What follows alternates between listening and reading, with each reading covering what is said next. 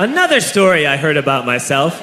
This one happened in high school. We had this teacher in high school whose kid went to our high school. His name was Mr. McNamara, and his son Jake McNamara went to our high school. He was a sophomore when I was a senior, so he was 2 years behind me. And Mr. McNamara was an asshole. And one weekend, he and his wife decided to leave town, which you should never do if you're an asshole. And Jake McNamara decided to throw a party at the teacher's house. Hooray! And everyone around town heard about it, and we all got up individually and thought, okay, let's go over there and destroy the place. I walked into this party, everyone I had ever met was there, and everyone was drinking like it was the end of the world. People were drinking like it was the Civil War and a doctor was coming to saw our legs off. It was totally unsupervised. We were like dogs without horses. We were running wild. I walked down to the basement. They had a pool table in the basement. One dude took a running start and threw his body onto the pool table and broke it in half.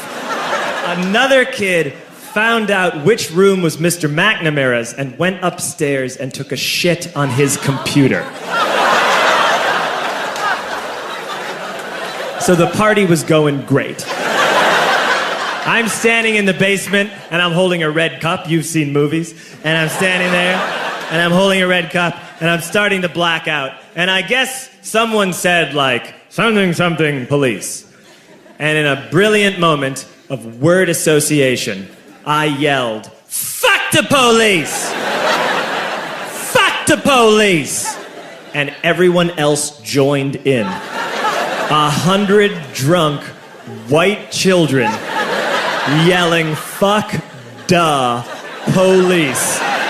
With the confidence of guys who have, like, already been to jail and aren't afraid of it anymore. You know, that, like, I'll serve my nickel, you come and take me confidence. But white children. The reason someone had said something, something, police was because the police were there.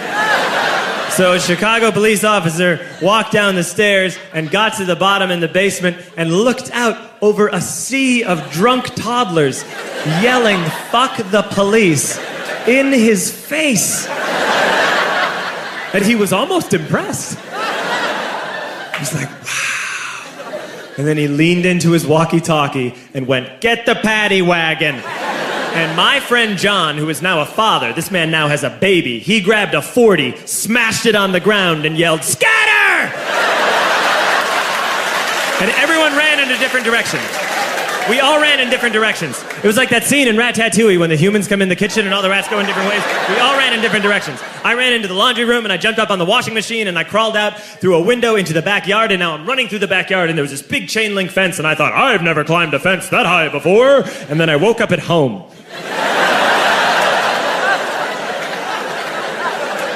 On Monday, I went to school because that's what we did back then.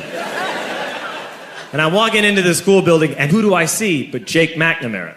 And he says to me, hey, were you at my party on Saturday? And I said, no. You know, like a liar. And he said things got really out of hand. Someone broke the pool table. Someone took a shit on my dad's computer. But the worst thing, he says, the worst thing is that someone stole these old antique photos of my grandmother, and my parents are freaking out about it. And I had that thought that only blackout drunks and Steve Urkel can have.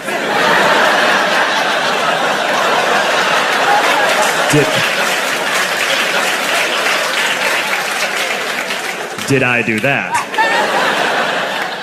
I figured, no, I wouldn't have done that. But I was never sure until 2 years later. Relax. I'm playing video games with this kid named Alex that we also went to high school with. 2 years later, we've graduated by now. We're playing video games for a couple hours. And then Alex says to me, hey, come here, I want to show you something. And he takes me into his bedroom, and then he takes me into a side room off of his bedroom. Never a good thing to have.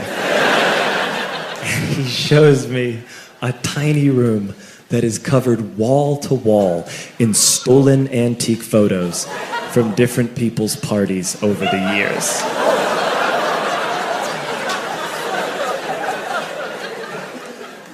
said, why? Why do you do this?